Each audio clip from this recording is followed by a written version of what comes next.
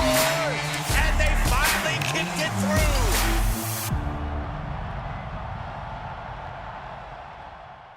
Welcome once again to Inside LAFC, the Max and Vince podcast, joining you from in front of some beautiful white blinds that I have here, as well as Vince there down in Long Beach, some foliage in front of his ferns.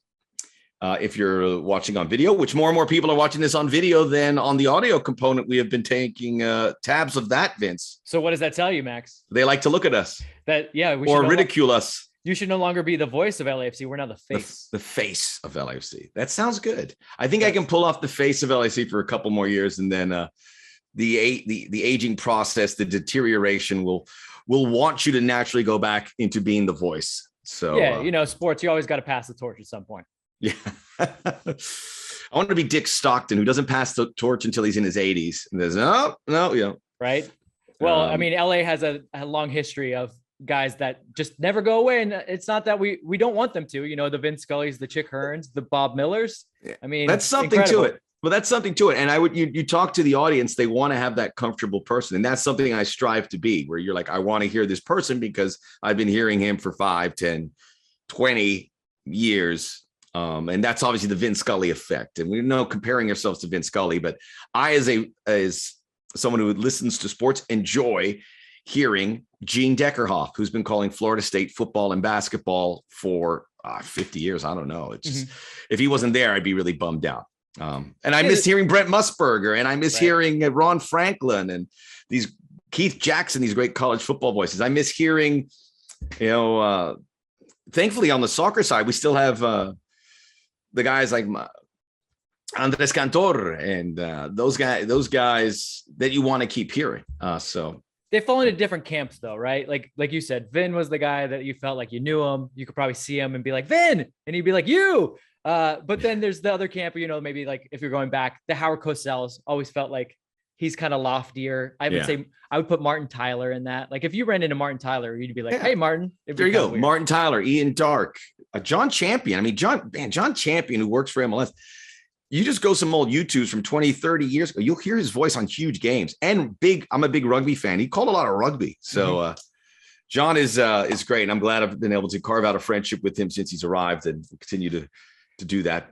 John is different, right? Where I said Martin Tyler's kind of lofty and elevated. Yes. John has that. Obviously, he's called big games. But then when you see him out, John can hang.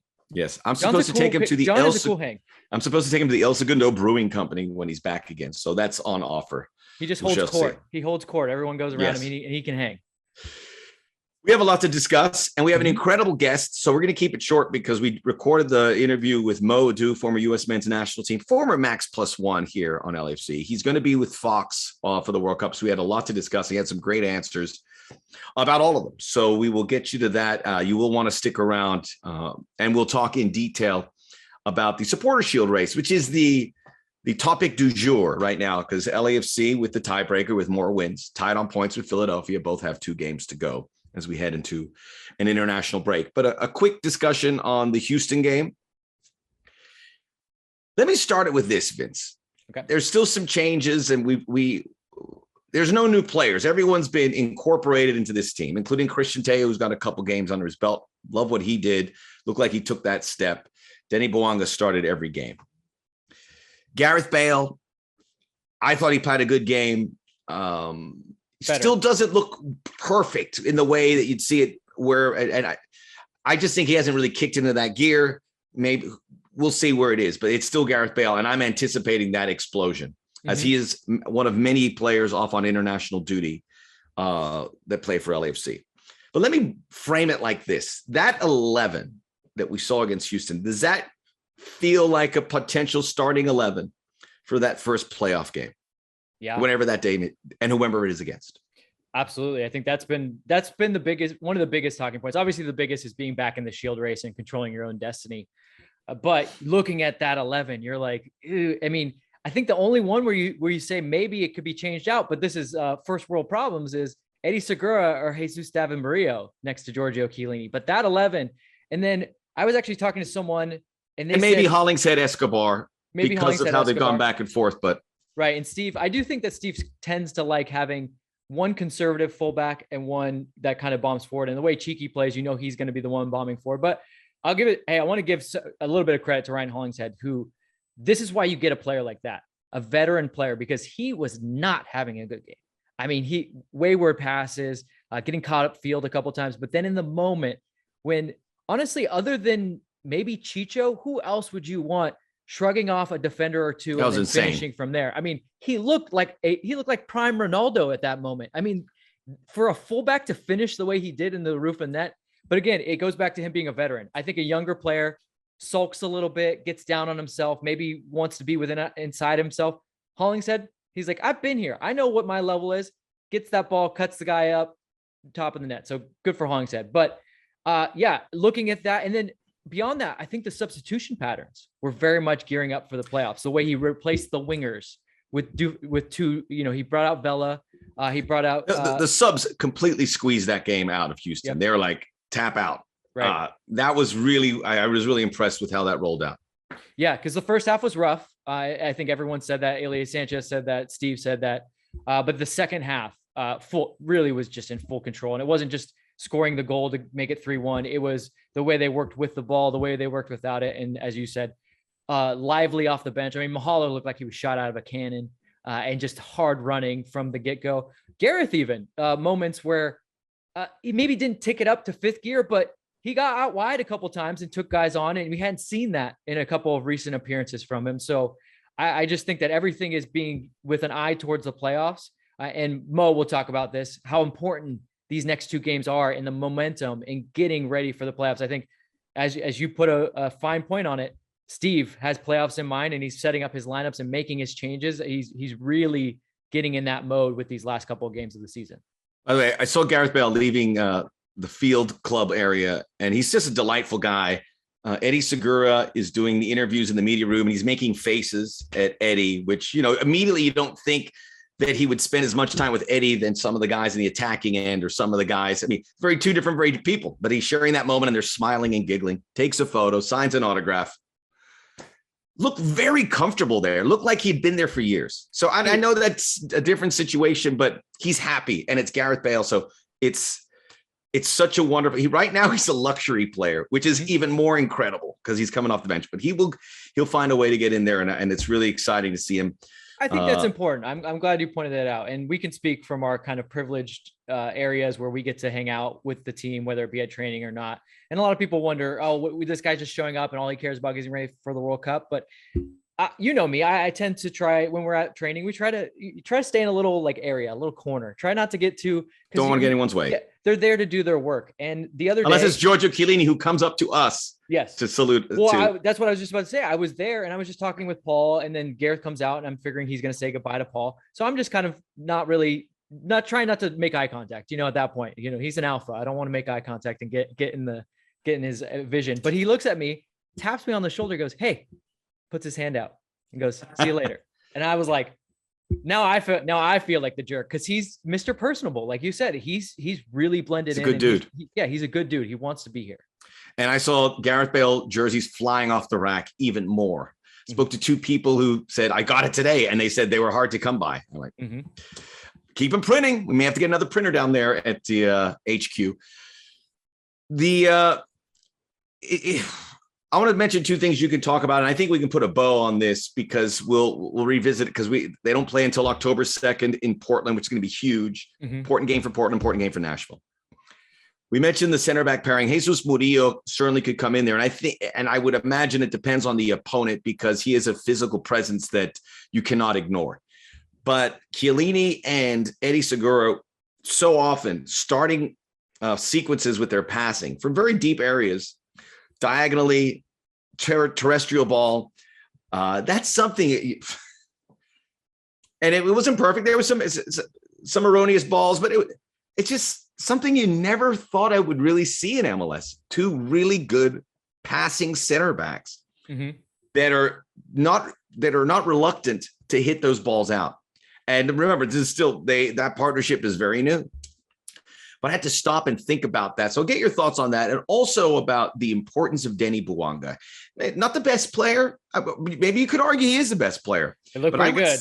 I would say maybe when push comes to shove, the most important player, and I said this on the broadcast, because what he does opens up the fullbacks, opens up space for Carlos, opens up space for Chicho. It is one of those, it's a functioning position that makes everything click. Mm-hmm. And he got the penalty, should have had a goal at the end to make that's something he probably should put away. But his workload, as he continues to move, tells me that is what they were waiting. That was the piece that they were waiting. You know, we compare it to Brian Rodriguez, but he does more than Brian does in pressing and taking on defenders.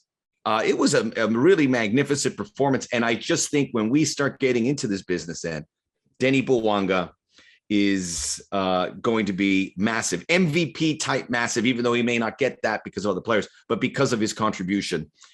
So your thoughts on the center backs and number 99? Let's start with Denny Bouanga. I mean, I think the word that like analytics people will use or coaching staff would use is usage.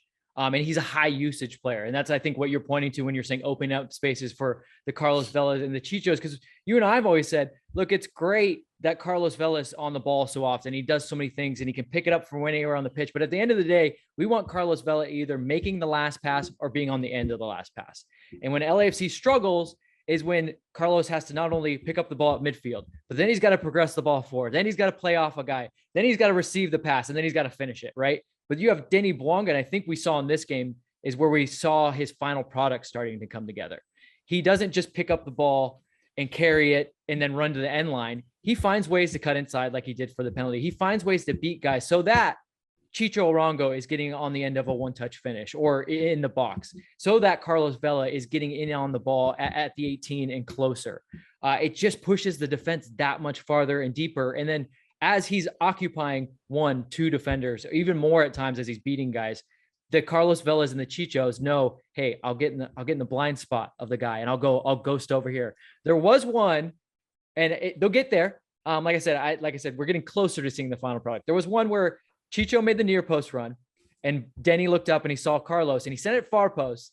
And I looked at somebody, I go, Carlos ain't making that run because Carlos went to the penalty spot and Denny will learn that. I mean, if it's Mahala, I think Mahala, that extra burst of speed gets the back post, but Denny will learn that. I think that's what we're starting to see. And as we saw, I think midway through the first half going into the second half, the partnerships. And I think this is so key because we talk so much about formations, but I think we should talk more and more about how does the fullback and the winger on a side work together. So seeing Cheeky and Denny start to learn, hey, I want the ball here. I remember Ryan Hollingshead telling us about this. If I'm playing with Mahala and I keep playing the ball to his feet, eventually he's going to look at me and go, what are you doing, man? Play it into the space. That's where I'm dangerous. And if he does the opposite to Carlos, where he's playing it into space, Carlos is eventually going to go and go, hey guy, this is not how I play it to my feet. So it is about learning those things. And I think we've seen now that he has the individual talent, also the physicality and pace to really trouble teams in this league. But once he starts to piece together those partnerships, I think, like you said, he's Brian, but he's polished. He has a little bit more of that final product. I think he's a lot older. He's like, 5 years older? He's 27, so he understands it. And that's, as we've said multiple times, because you and I are big. Brian, and by the way, Brian got to play in America versus Chivas the weekend, so we're thrilled for him too, to be able to play in a game like that. Well, I was going to say, we're big Brian Rodriguez fans. This is not slander of Brian Rodriguez at all. Again, if he already had this, he would not have come to LAFC. He would have gone straight from Peñarol to Man City, or he would have Julian Alvarez or somebody like that. So that's just his maturation, and that's not a slag on Brian. But to move to the center backs, you're right, man. This is a tough choice for Steve. I think early in the season, that was the key ingredient we really were lacking. The center backs, for whatever reason, could not pass. And what we had Mamadou Fall, who we kind of counted on him carrying the ball. Mamadou's a good passer, but really he's so much more dynamic and dangerous for a team when he carries the ball. But maybe I don't think teams like that much. You don't really want your center back getting up 60, 70 yards upfield all the time. So what they needed was a guy that could move the ball along. And I think LAFC, what we saw in the first half was a midfield that was a little bit scrambled and a team that was a little bit stretched, but they were able to have such dangerous attacks because exactly what you said. Eddie Segura and Giorgio Chiellini can restart plays with their feet from the back. They can do it with a long diagonal or with an incisive pass through the middle. And it just puts pressure on teams to be able to progress the ball in that way. And I think that Steve's got to look at that. And you're right. It's going to be a matchup thing because there's just something about Jesus Davamurillo and Chiellini. Like Jesus Davamurillo, even before Chiellini, and I was on this train, a best 11 player for me, should have been an all-star. But then when Giorgio shows up, it's like there's some kind of synergy where he just becomes that much bigger of a player. And the way he controls the game and the way he uses his physicality in maybe a slightly different way. Maybe it's because Giorgio calms him down. So I think those are important aspects. And again, it's another one of those, it's like a luxury. I mean, you get to choose from that. I think we know with the way the playoffs are going to lay out and the LAFC having a bye in the first round, Giorgio for sure is starting every single playoff game. But is it going to be Eddie there with him? Because maybe you're playing a team that, as we now know, they'll all be coming to Banc of California Stadium. So maybe you're playing a team that's going to sit back a little bit more and you want to squeeze them. You want to put the pressure on them. So you get Giorgio and you get Eddie to really help pass. Or maybe it's a team that has a big center forward that you got to keep more of an eye on. And so you go Jesus Davamurillo and you go Giorgio. So again, these are good problems to have, but it kind of all circles back to our first comment was this was with an eye to MLS Cup. This was with an eye to let's get some momentum. Let's get ready for the playoffs. And good problems for LAFC, bad problems for teams that want to strategize, not knowing what it's going to look like. And has to be frustrating that knowing their opponent can throw this or that at them. And also I wanted to say, a lot of the LAFC accounts were on it and they were raving about Denny Bouanga. I didn't see a lot of the national accounts saying it's been quiet and they're going to realize it late because I believe there is a current of like, hey, we'd like to see how well these guys do against LAFC. Yes, they're getting by the legends of LAFC. And that was happening. And we'll see if it continues, although it certainly looks like it's pivoting away from that. But we shall see. Well, you said it on LAFC 360. We got a lot of love early on the season. I don't think we're going to get that anymore. Gone. It's gone. It was all about Austin. Then it was about Philly. And everything's just getting pummeled. I'm like, wait a minute. Yep. They're still record-wise the best team in the league. And Austin they had that great performance, but this is not a one performance league. It's not. Hey man, we're a little bit like Johnny Cash. We're in black, When I got arrested, I was dressed in black, which I am, and so are you. Yep. So there you go. And I wasn't arrested. It's just was that Cocaine Blues, which this guy's ahead of his time. Yeah, Johnny Cash, another level. For all you youngins maybe listening to this, haven't listened to Johnny Cash, another level. Yes. Listen it out. Listen to the songbook, Folsom Prison. So now we are here. We'll talk more about this ahead because there's the international break. We have a lot of players off on international duty. I could rattle them off. The names. 11. Some for under 20s that were called in. Yes. Some playing in big spots. The Ecuadorian guys, Kellen Acosta, Yunus Musa's not in the U.S. camp. He might start a game. I would imagine he does for the U.S. this upcoming few days. And then Gareth Bale preparing for the biggest moment in his country's history at the World Cup as well. So now we have this week, LAFC got help from Atlanta, and then with the win over Houston, now control their destiny with 2 games. It doesn't seem so far-fetched. It's 2 games. It's Portland away and Nashville. Philadelphia has Charlotte away, who had a really good comeback win. Yep, needed it. And still in the playoff hunt. So they have to travel to its Bank of America Stadium. And then they play Toronto, who's out. Big disappointment down the stretch. But you got Bob Bradley there. And you have these Italian players that I'm sure before they put a bow on their first season in MLS, talking about Bernardeschi and Lorenzo Insigne, would like to have that nice performance on the way out. And again, just to reiterate, it's Bob, which makes this as compelling a subplot as you could have. So that's the way it is. LAFC really dropping points would put them in a precarious situation. Let's be honest with that. I think it's possible they win these 2 games. The Nashville game, you have to assume they can win because their home record suggests that's what they do. Right. And for Philadelphia, you would imagine they do the same thing because they're a fantastic home team. Probably comes down to Portland, but LAFC's had success. So looking at this final 2 games, obviously, and stick around for Mo. He has a really good answer to this about how you want to go there. The Supporter Shield is huge, and the idea of celebrating the Supporter Shield on the final game of the season gets my blood pumping really hot. So it's there. You want to add trophies. You've added the CONCACAF Champions League. You've added a regular season Western Crown. I think when you look at this, we know the playoffs can go sideways, but as good as you are at home, and it's a record setting since they've come into the league and scoring a goal at 41 straight games. Yeah, incredible. That Supporter Shield, you don't want to leave anything to chance.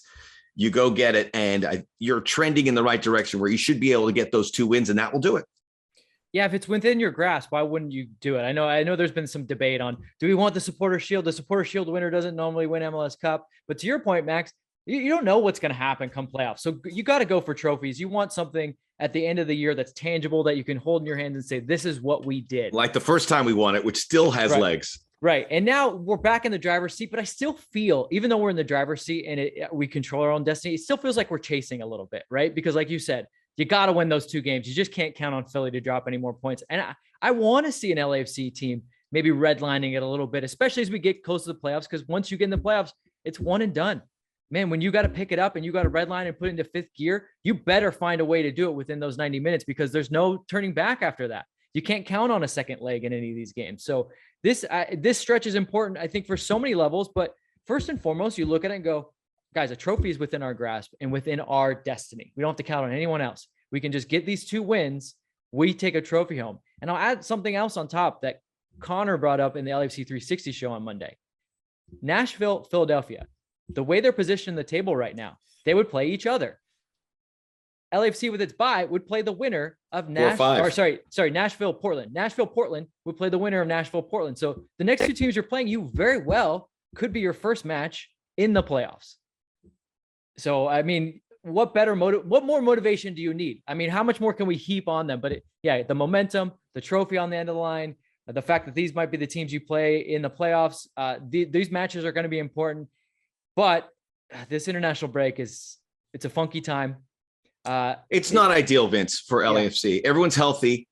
Everyone's together. It was a different time during COVID, but there's been some horror shows for international breaks for LAFC. Who can forget when the 2 Ecuadorian and the 2 Uruguayan internationals got COVID, and it lumped on what was a very tough stretch, made it even tougher. Obviously, it's a different time and a different world we're in. But injuries happen. These are huge camps. It's not just the games. It's really intense trainings that these guys are going to be going in. Although it's in a different kind of training. It's not the more focused training that you will see, which is building from a whole season that you'll have LAFC. So you lose that. Lose that. And other teams have internationals, but as you mentioned that list, LAFC are in rare air with regards to guys going on there. So the good news is no games being played there. So you can train in. They'll have some time to recharge the batteries, at least the non-international players. Yeah. Giorgio Chiellini, Carlos Vela, Chicho Arango, they're all very happy right now. And they're probably, I'm pretty sure Steve gave them a couple extra days off. So they're probably resting at home with their families and they're okay with this break. I'll tell you that. Yeah. And just really quickly with the dates, the last games for the players we have is September 27th, which will be next Tuesday. Right. So they'll have a time to get reintroduced by the time they play Sunday, October 2nd. It's not one of these 2-day turnarounds. And there's no quarantines that they have to clear. Yep. So it should be pretty seamless there. You just hope they come in peace. It's not ideal, but the situation's a lot better than it has been in past international dates. So tip of the cap there for MLS, knowing how important it is. But it's going to be challenging because you have more internationals than these teams that you're probably going to be playing down the stretch. Yeah, having that match on Sunday is a godsend. You need that extra day, especially. See, this is my biggest worry. And first worry is always the training you brought up. It's not always the most intense training. You hope that these guys are training hard because if they lose even that little bit of fitness, but the thing that I really worry about is they're all in Europe. It's a long flight. It's every single one of these guys. What we talked to Sifu, right? He's in Germany. Is it Spain then Germany or Germany then Spain? They're like flip of where the U.S. is. Spain and Germany. The U.S. is Germany then Spain. Right. So all those guys, that's a big chunk of guys all out there. Obviously, Gareth is out there in Europe as well. So you can never, I know somebody said to me, well, they're probably flying first class. Yeah, but still it's 15 hours. It's not great. It's not ideal for these guys. They're the Ferraris, right? You don't want them dealing with these long This travels. LA is the furthest outpost from Yes. everywhere in North America flying that way. Yeah, you fly in, you get a couple of days, and then get It's not right back on a 15. It's plane. not 15 hours, by the way. It's more like 11. Okay, well, it feels like 15 hours, I'm sure. Yeah, they'll come back, and then Portland is it's not a long trip, but it's not the shortest trip. And it's turf. So there'll be some decisions to make on when guys come back and what kind of fitness they're in, and does Giorgio Chiellini play in Portland? I don't know. Eddie Segura, does he play? I mean, he played on turf in Vancouver, and he told you and I he was a little bit worried actually when he first came in, but then that kind of subsided when his play picked up. But yeah, these are all things that you have to have in mind. It's not just about putting the guys on the field and letting them go at it. They have to think of all these little things down the line, because these are the prime moments. Any little slip up or any little injury or just pulled muscle or anything could be catastrophic to the playoffs. The good news was our time we spent at the Performance Center. They had this whole season, kind of everything somewhat choreographed as to how it's going to look, barring injuries or complications. So they have this. LAFC is going to be the number one team in the West, so they will have a little break once the postseason starts. So it's not perfect, but you'll deal with it, and you want that number one spot because you don't want to have any peril in that opening playoff. But all in all, it's a challenge I think that they will certainly accept with two hands and move on from there. Yeah, look. Can you hear this alarm bell going on my street? Little alarm. Yeah, what's There's going like on? Jeez. Someone breaking into a car on my street as we're wrapping this up. Go put your cape on and stop them. Right? Isn't that your job? Aren't you the head of the neighborhood watch there in Redondo? Yeah. No. I'll hit the mute button. Hold on. How's that? The mute button is better. But now you made me lose my train of thought though, where we were going with this. The having the little bit of bye. Yes, that LAFC, you see that with both hands, and I don't think you worry about that, because with that bye, you say the playoffs go through us. And we've already alluded to it multiple times. The record at Bank California Stadium, the goal scoring record, the 9 wins in a row. You'll definitely take maybe lose a little bit of, get a little bit of rust by having maybe that extra day off, or lose that little bit of rhythm with the fact that every team knows they're coming in Bank California Stadium, and playoff atmosphere. You and I both know it's just another level in that stadium. So it's just another thing for those teams to deal with. And then obviously the pace, the tempo, the way the team plays, it's just, they've been incredible on the road this year. We do have to point out, but home is it's a whole different animal. And I have to, if you're a team, and even if you're Austin, and I know Austin has dealt us our one loss, if that who eventually has to come through Bank California Stadium for like a Western Conference final, I think they're still a little bit worried. The alarm just went off. Oh, perfect timing. Just as you finished your last word. There we go. You still have to be worried, but the idea of 3 home games at Bank of California Stadium in the playoffs, maybe it's too good to be true, but we'll see. We're going to pivot here. We're going to take a quick break, and we're going to get you to a fantastic interview we had with Mo Edu, one of the more interesting guys in American soccer, from his playing days to his broadcast days to his +1 days with LAFC. He'll be joining us next here on Inside LAFC, the Max and Vince podcast. Rate, review, download, subscribe, and tell a friend. We're back on Inside LAFC, the Max and Vince podcast. And as they say in the NASCAR world, although I don't watch a lot of NASCAR, although our next guest is from a town that has a NASCAR track, so it all comes together, the pride of Fontana, California. Mo, too. I mean, how often you get back to Fontana? And I did not mean to go NASCAR right from the jump here, and I don't know anything about NASCAR, but I just saw the 3 images, so I went with it, Mo. No, I mean, I'm proud of where I'm from. I'm excited to be on this podcast with you guys. First and foremost, good to see you guys. It's been a long while. But yeah, that's definitely where I'm from. Actually, in the process now, like these last week and a half or so has been hectic because we're in the process of moving to Vegas, actually. So yeah, making that move. But all is well, and yeah, looking to chat some football with you guys. You're moving to Vegas just when we're about to get sports betting here in California. I mean, come on, man. Still goes to a vote. I know. Is that going to pass? Yeah, come on. It will. They're putting it in front of NFL games. What do you think's going to happen? I also want to say, Mo, I love that for a hot second there, you thought to maybe rescue Max in his NASCAR thing. And then you were like, nah, I'm going to leave him. I'm going to leave him hanging. He's a strong character, man. He can hold his own. I have no concerns about that. Yeah. Well, we're proud. We love Fontana. It's Los Angeles, and Christian Torres from our academies from there too. So much respect, and we love Vegas as well.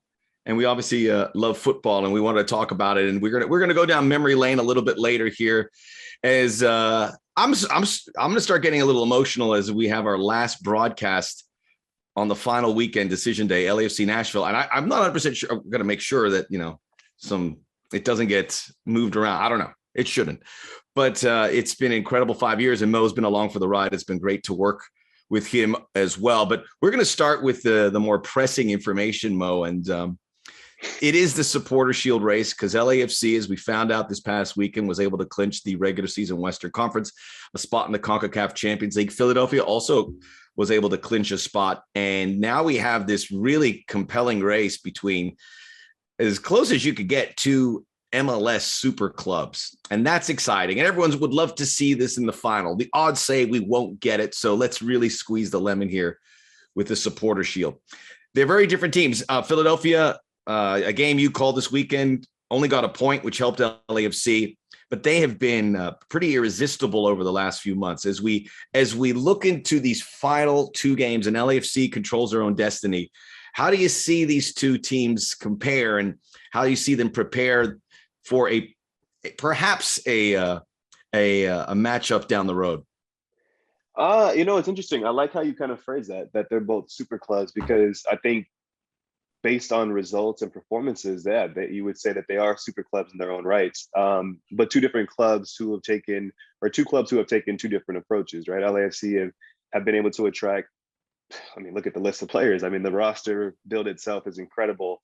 And it just keeps going from strength to strength, where Philadelphia have had to be a little bit more calculated in their approach, leaned a lot on their academy, brought in players from abroad who have come in and, found their feet relatively well. And that's led to them being successful. So I think back to, I think it was 2020 before the pandemic. I actually went to the LAFC versus Philly game as a fan, right? And got to see that game. And I think, of course, LAFC fans would have loved to see the 3 points stay at home, but they shared a point that game, 3-3 game, I think it was. Mm-hmm. But that was a chance to see what these two clubs were really made of. And where they are now it's not shocking to anyone that they're both competing for a Supporters Shield. To see that progression, to see that continuity, and then maintain that level of success is incredible. But I think it's going to be interesting. It's going to come down to decision day for sure. I think LAFC I would say they have the two more difficult games. They go away to Portland. They host Nashville, two teams who I think Nashville is just ahead of Portland in the standings, both trying to secure a home game in their first playoff, or a home playoff game in their first round. So that's going to make those two games that much more intriguing, a little bit more difficult and tricky. Whereas Philly's playing against a Charlotte side that's on the outside looking in the playoff race. They've been a little bit up and down over the course of the season, this expansion club. So, I don't want to say it's favorable, but beneficial in one way. And then they're playing on decision day and eliminated Toronto FC. So I think if you're just looking at straight the schedule, that's tilted towards Philly. But I think from the LAFC standpoint, these two games are massive. And it's not just about the Supporters Shield for me at that point. It's beyond that, right? LAFC's had success in terms of winning a Supporters Shield, setting all kinds of records, just really smashing the league in the way that they did in 2019.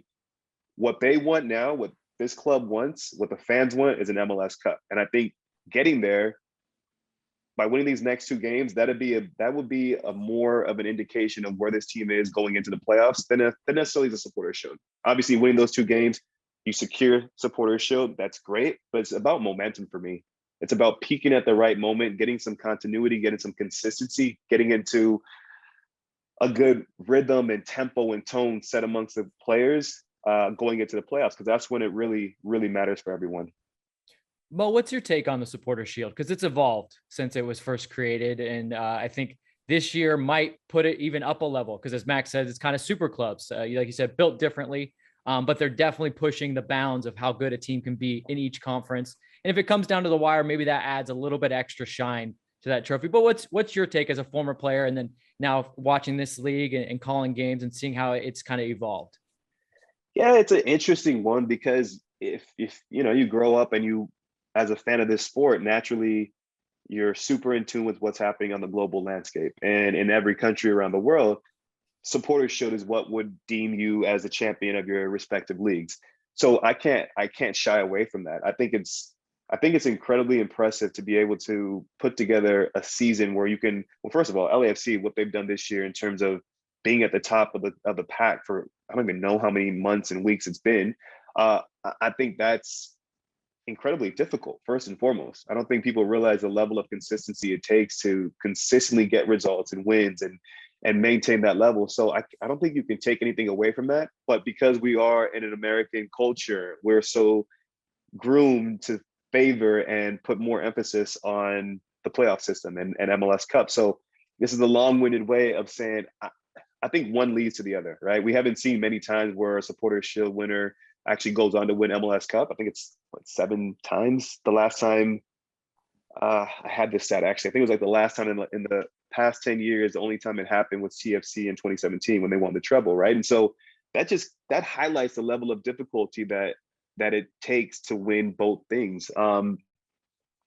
Listen, I think if you can finish off the season winning Supporters Shield and finish that off in the right way, it should definitely give you momentum going into the postseason and confidence more than anything else. But we all know it's tricky at that point. So it's, man, I know you want me to give you a 1A or a 1 and a 2, but I'm leaning towards maybe a 1A, 1B, and obviously MLS Cup is MLS Cup is what you get judged on, right? And so that's why I think that's of more importance right now, especially for LAFC. Yeah, and I think fair, I put it 1A, 1B, and I'm actually like you. But they're closer than they used to be. Yeah, I think they're closer. I think they're definitely getting closer. And I think also to add to it, and like you said, the history of the sport, you also played in leagues when you went to Europe where there's multiple trophies on offer. And I'm almost like, I mean, let's not get crazy. Let's not have 5, 6 trophies, but let's get up to 3 or 4 that are worth, we have Open Cup add in there. So now there's 3 trophies that I think anytime you win those, you should be very, very excited for your club. I don't think you can ever take away from the value of success, of winning, of establishing that as a culture. You look at those years when Red Bulls were always competing for Supporters Shield, and I think some people take shots at them in some ways and say, "Yeah, you want that, but you didn't win MLS Cup." And listen, I understand that reasoning because, as I said before, MLS Cup is what you get judged on. But I take nothing away from that. I think that helps to shape the culture, the foundation, what your club stands for, and what you signify within your market, within the league. There are certain clubs where you look at them and you say, okay, look, they are consistently challenging for a Supporters Shield. They're always going to be in the conversation when it comes to the playoffs and getting the MLS Cup. And I just think as establishing a winning culture, whether that's winning Supporters Shield, whether that's winning even Open Cups, there's no way to replicate success or trophies. And so I agree with you in that regard, that if you can hoist a trophy in front of your fan base, I don't care how small that trophy is, in the moment, there's no better feeling than that. Supporters Shield is huge, and obviously booking a spot in the CONCACAF Champions League. But I love what you said about momentum in the playoffs and also securing home field advantage. And I know anything can happen in the MLS Cup playoffs, but these are 2 remarkable teams at home, and they are deep, and anything can happen, but they can put themselves in a great position. Philadelphia hasn't lost at home. They've tied a bunch, but they haven't lost. And you have LAFC, which has lost once. Do you think this could be a little different with regards to the postseason? Are we seeing at least some sort of shift? And I know I'm going to put my foot in my mouth here, and we're going to get, Montreal. Chaos. It's all going to be chaos. It's going to be chaos. Montreal and Salt Lake but does it feel a little different way some of these clubs are built? And I'm a believer that once that shifts, then it might stay because the landscape is changing, and everyone wants to see clubs in MLS that the national neutral fan would be interested in. Is there something different if these 2 teams make the postseason with home field advantage in their back pocket?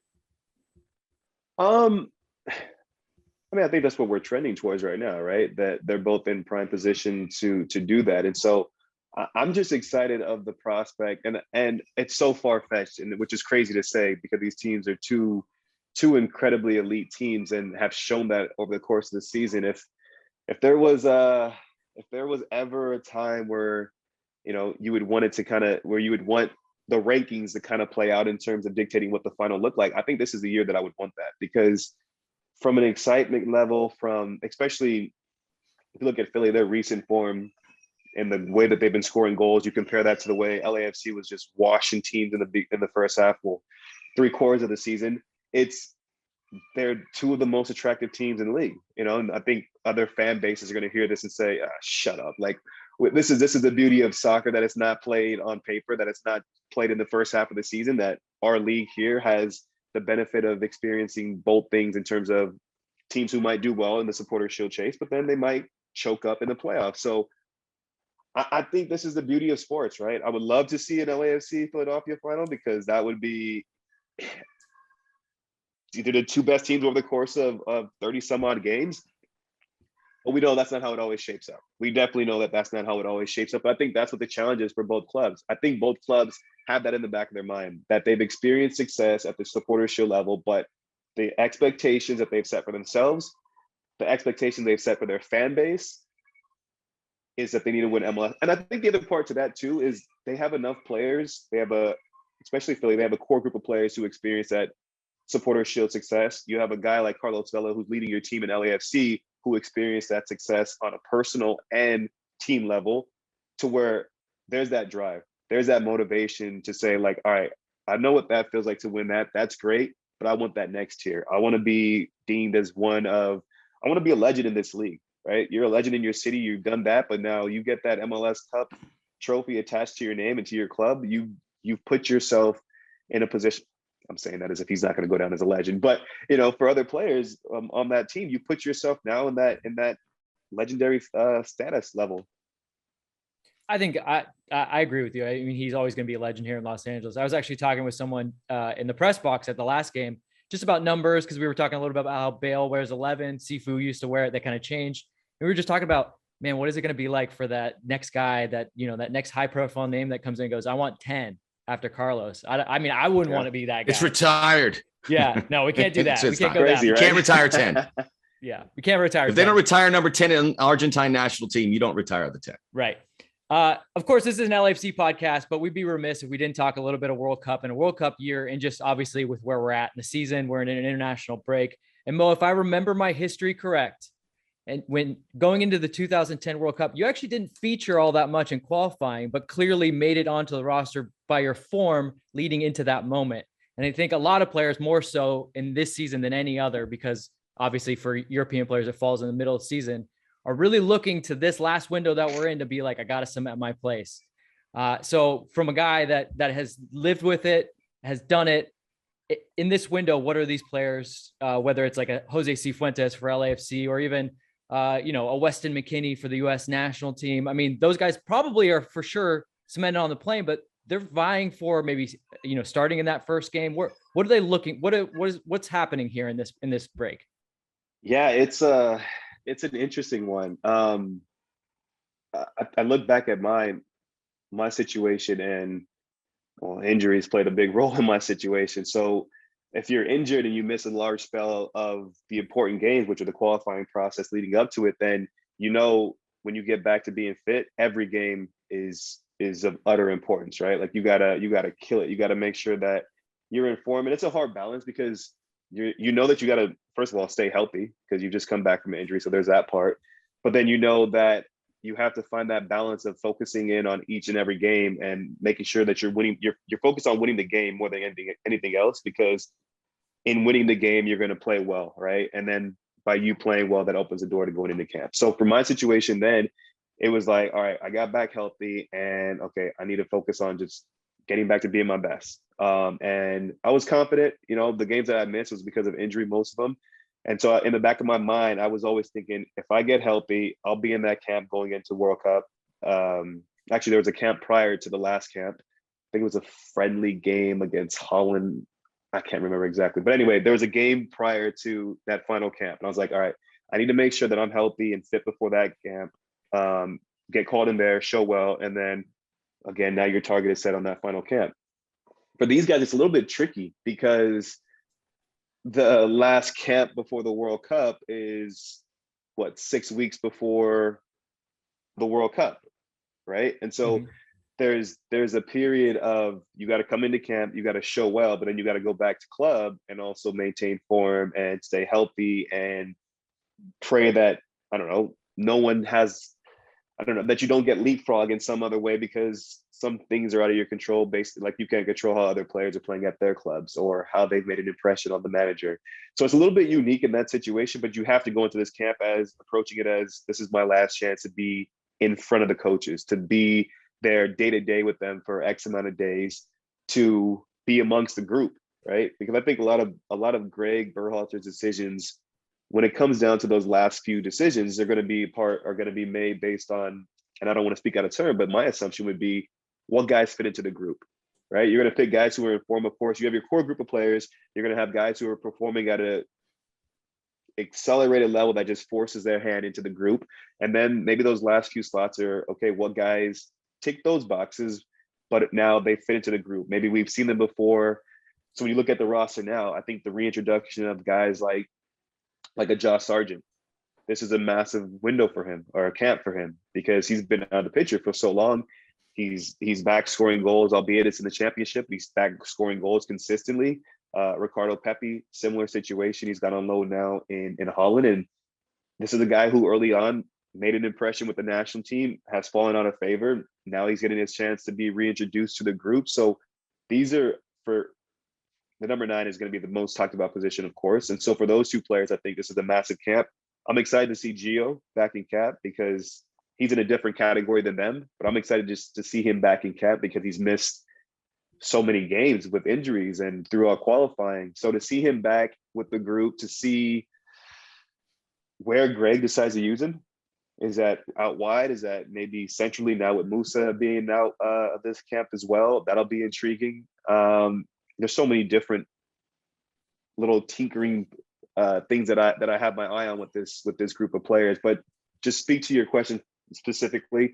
The mentality is this you have to approach it as this is my last chance. My last chance to be in front of the coaches, to be with the group, to see how I gel, how I fit in with the group, what kind of cohesion we have, what kind of relationships we have on and off the pitch, and again, be under the scrutiny and the watchful eye of Greg Berhalter. I love what you said about that because there's many people. I know we have a lot of new fans, which is great, and they're figuring out how this operates. And you'll see a lot of people go, this guy should be in there. He has started every game in the Bundesliga, or this guy should be in there. He's scoring one more goal than this guy. And I go, it doesn't work like that. And you kind of touched on it. It's got to be a group that fits. It's like a jigsaw piece or a jigsaw puzzle in many ways where, all right, this group will get it. This guy may not play, but I want him here because he can lift these guys. He can help me and do these certain things. But it's all very interesting. But I think also it's, and while you're here, I never take the opportunity to ask this question, but it has to be nerve-wracking because this is the World Cup mode. This is maybe a once in a lifetime. And if you don't get called into this, there's your window closed for a lot of these guys. Some guys called in because of injury, so they weren't in that first 26. So they know that it's a real uphill battle. They know they're on the outside looking in.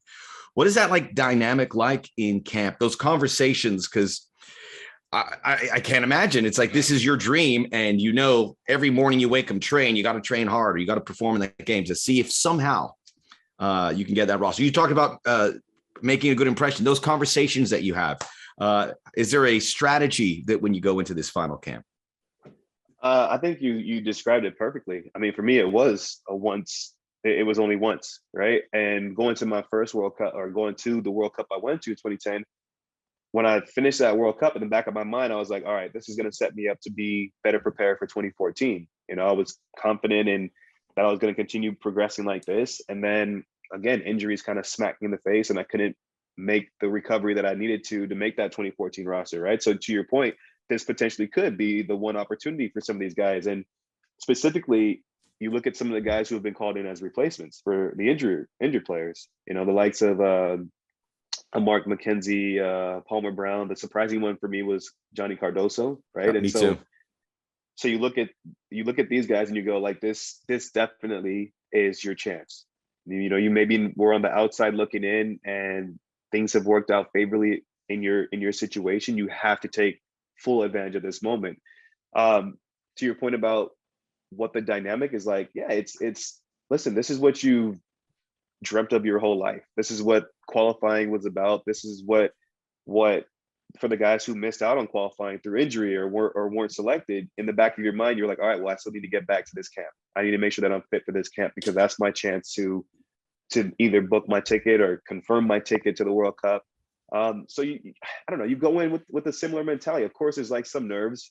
I think, again, it's a little bit different because because of the logistics of the World Cup, you're playing this camp and then you're going back to your club team. Whereas when it was my World Cup, it was that camp led up to the World Cup. So you had a window here to show yourself, knowing that cuts were going to be made on this date, and that was it. So you knew that camp specifically was the final indication of whether or not you were going to be going to the World Cup. Whereas this was a little bit trickier because you can show well, have an amazing camp, but then maybe you go back to club and you fall out of favor and you're not playing, and maybe that plays against you. So it's a really weird dynamic. But I think the focus on each and every player has to be, of course, you're focused on the group and having success there and contributing to that and making sure you win the games, because that puts everyone in a better light. But at the same time, there's a little bit of desire to you have to be selfish in certain moments and think about yourself and make sure that you're taking care of yourself. You're doing all the right things from a preparation standpoint. But when you get on the pitch, that has to manifest itself in a team contribution, right? Play your part within that team situation.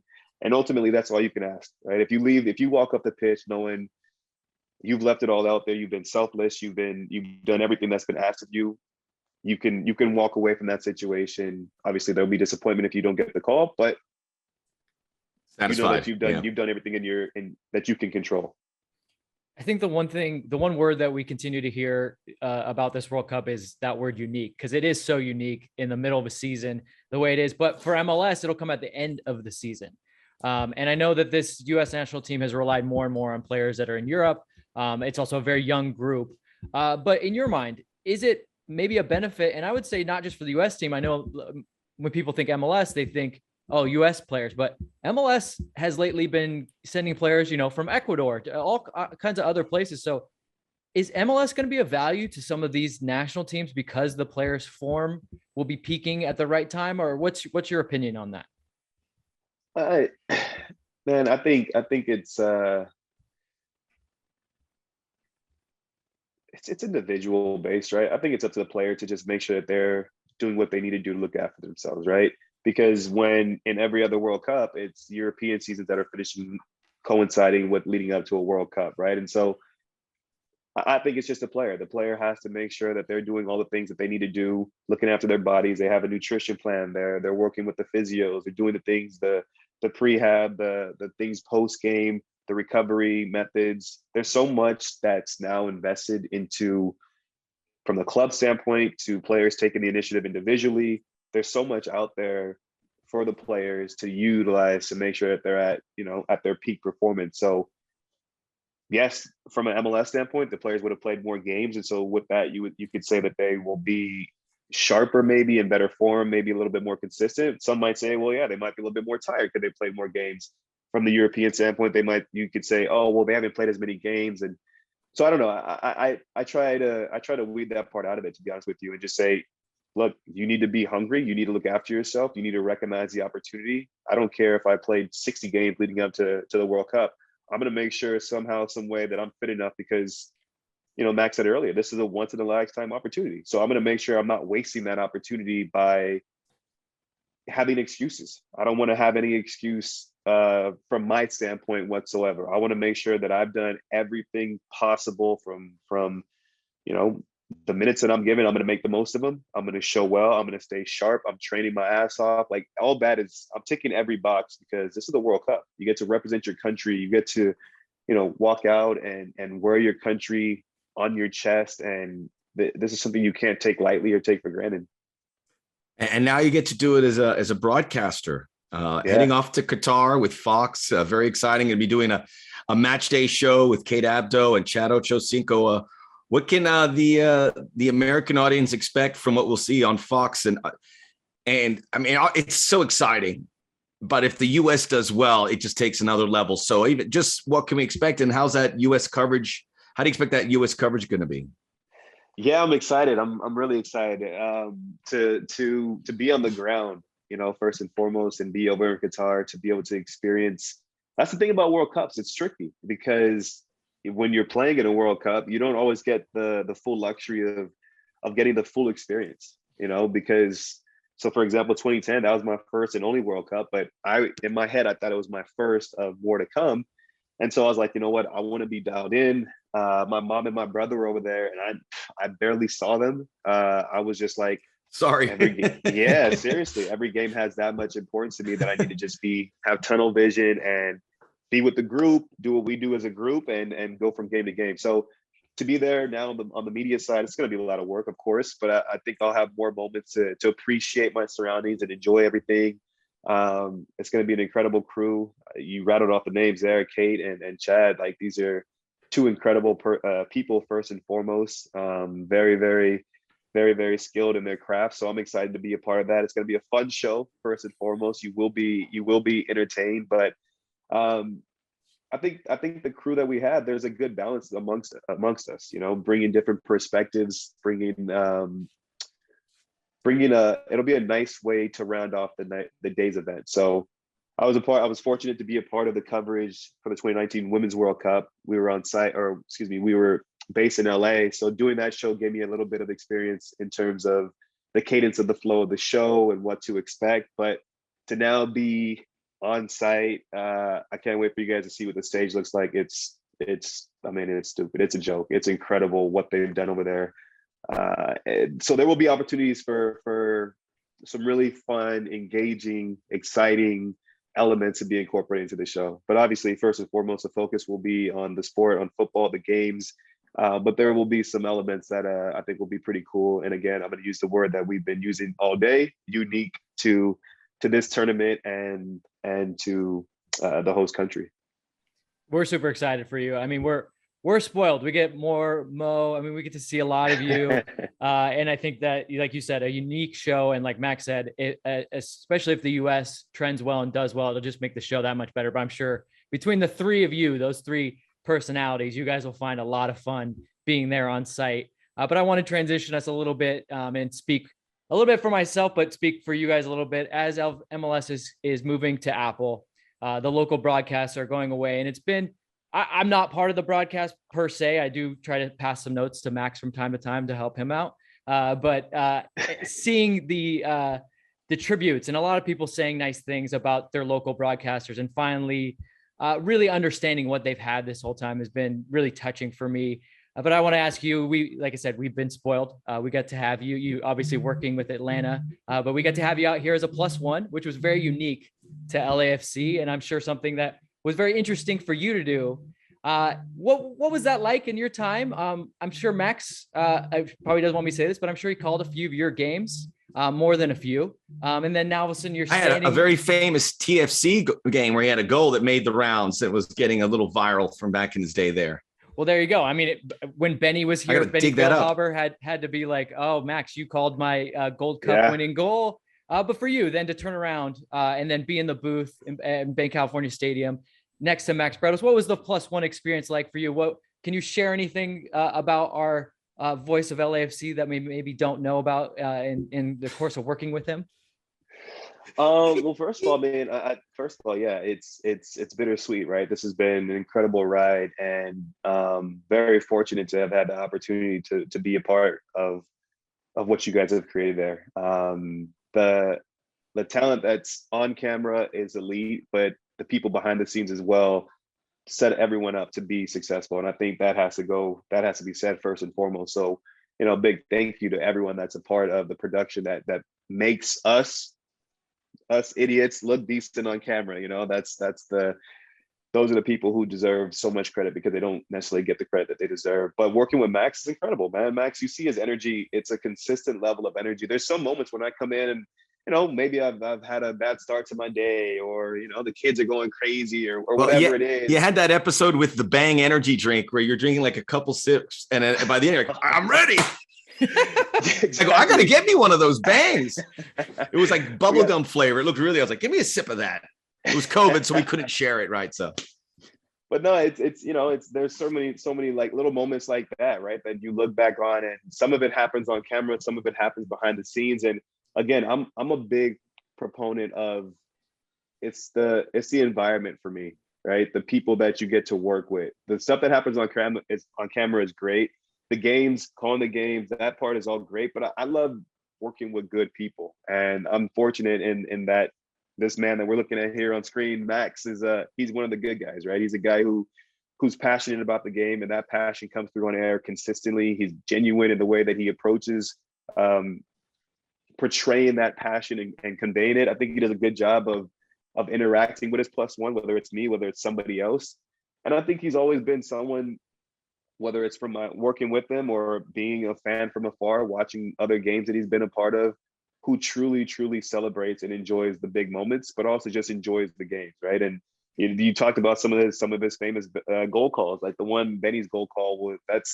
Come on, like you as soon as you could be blind and you hear that call, you hear that voice, you know whose voice that is, right? And no, I definitely, if I'm thinking back to one moment that stands out, would probably be, it was a moment that it was cool because we got to be a part of that, the two of us. And it was was it, I think it was the last game of the season 2019 when Vela had the hat trick. Yeah, Colorado. Yeah. Against Tim Howard. Yeah, right. So like it's being able to celebrate that moment, being on the call for those 3 goals, and that was a really, really special occasion. But again, for me, it's about the company, right? And to walk into an environment where you feel welcome, you feel like you're being pushed to get better, you're being challenged to get better, but it's also a family feeling, right? Where it's not like I never worked with Max and felt like I was competing against him. I felt like, yeah, there were moments where he's going to challenge me and push me on certain things, and I think you need that balance, because that's how you get the best out of your analysts.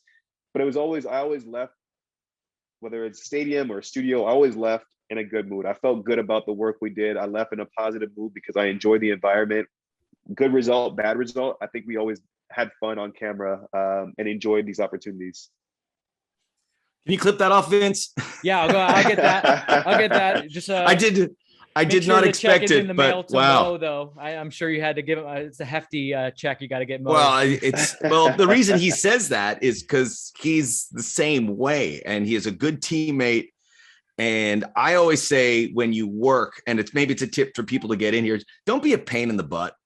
Come in here and work. Put your guys over. They'll put you over. That when that team is clicking like on the field, it's absolute magic. And I got so excited to work with Mo because he is exactly that, and he's good peeps, but he knows the attention to detail that you have to put in there, and that's why he's on the trajectory he is now. And the +1 was amazing for me. I knew it would be challenging because you're working with different people, but then we worked with certain guys, and you get so excited about that. And we'd always take photos afterwards, and there was a closeness that it was late at night. Otherwise, we'd all go have dinner and maybe a couple frosty cold ones somewhere, which we always do, but at some point. But that was it's going to be missed a lot. But I'm glad there's an exciting new development, and there's still the clubs that need all the guys all over the league that work so hard. There's so many good folks, and the Atlanta broadcast with Mo and Kevin and Jillian is top tier, and there's a lot of good stuff there. But there's a lot of good people, and I think that's the best part. So just like the U.S. men's national team broadcast ring true, if they're good people, if you look out for each other, you're going to have a good product.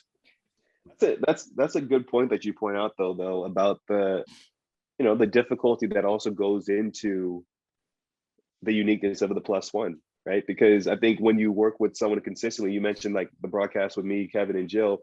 I think it's when you work with the same people, it's easier to build that chemistry. So I think that's, again, why I highlight what you guys have created there, because whenever that +1 comes in, whether it's me, whether it's, he, Jordan, whoever that is, the environment, the tone has been set.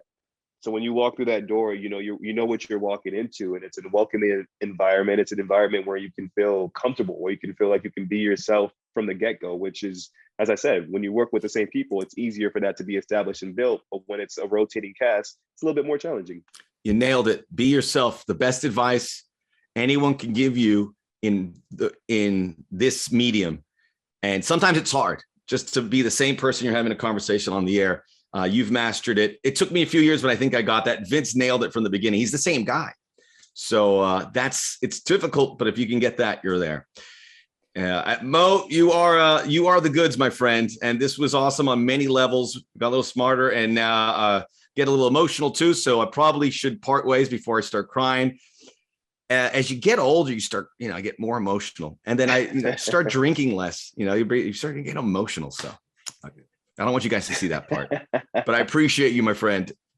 No, I appreciate you guys. Thank you. Yeah, thank you so much, Mo. I'll just say from my perspective, and this is pre-COVID, when you used to come out to training to have your broadcast meetings, everyone would always get excited you were there. And I'll just share this. We all know Bob Bradley pretty well. The man keeps pretty level. But there's few people that when they show up, the smile on his face and the want to go and you were his them. favorite. And you were one of them. I remember vividly him sitting with me. And we were talking about something and he wanted confirmation of something he said, immediately turned and yelled to you, Mo, and yelled the question. And you go, yeah, that's how it went, Bob. And he goes, see, Mo knows. So I'll leave that there. Is like you said, it's the people you work with. And you were always a very welcome sight whenever you were out at training. So we love having you on. No, I appreciate that. And I mean, I just saw Bob actually, last week, because they were playing in Atlanta, and it's always love, I have a lot of respect, a lot of good memories from my playing days under Bob. And, obviously he's another one who's going to be an LAFC legend forever, for what he helped to build at that club. When you talk about the expectations and when you shape a culture from day one, when you shape a winning culture from day one, it's not easy. A lot of teams go through those growing pains, but I think Bob has the pedigree, the know-how, and he's also evolved, right? I think he would be the first one to tell you that he's evolved as a manager as well. And so when you have that trust from your players, that buy-in from your players, which I think he had from day one, there's always going to be a recipe for success. So I'm excited to see what he does in Toronto, but LAFC, they've always been a club that has welcomed me in, and I've always felt really excited to whether it's doing games or being at those training sessions and witnessing things and just being there in the flesh. So a big thank you to you guys. Good man. I know I speak for Vince on this. I so look forward to running into Bob again because I've done it before. I hadn't seen him in a while, and I saw him. The warmth was there, and it's sometimes a different Bob that you would see when you see him every day coaching. But look forward to that. And we look forward to seeing you on the coverage for Fox in Qatar for the World Cup. Hopefully you're there doing shows around the United States, preparing for a semifinal. Who knows? We shall see. You're on the record now, Max. I know. And I'll just say quarterfinals. Quarterfinals would be huge. We've only been there once. It didn't take us hard to push him back. No, of course. Round of 16. We always make the round of 16 when we go to the World Cup these days. Nah, we're shooting higher than that. Quarterfinals it is. We're setting the line. Quarterfinals. We play Argentina in the quarterfinals, according to my bracket. So, hey, if you're top 8, look, if you're top 8 in the world, just like when you make the quarterfinals of Champions League, it's not a bad anything can happen. Not a bad spot to be in. Right. Inside LAFC, the Max and Vince podcast. Special thanks to our guest, Mo Edu. Rate, review, download, subscribe, and tell a friend. And we'll keep it coming as we have the international break. We are not going anywhere, and we'll be back with the 2 big games to see where LAFC ends up. We'll see you soon. Oh, yes! They knocked on the door.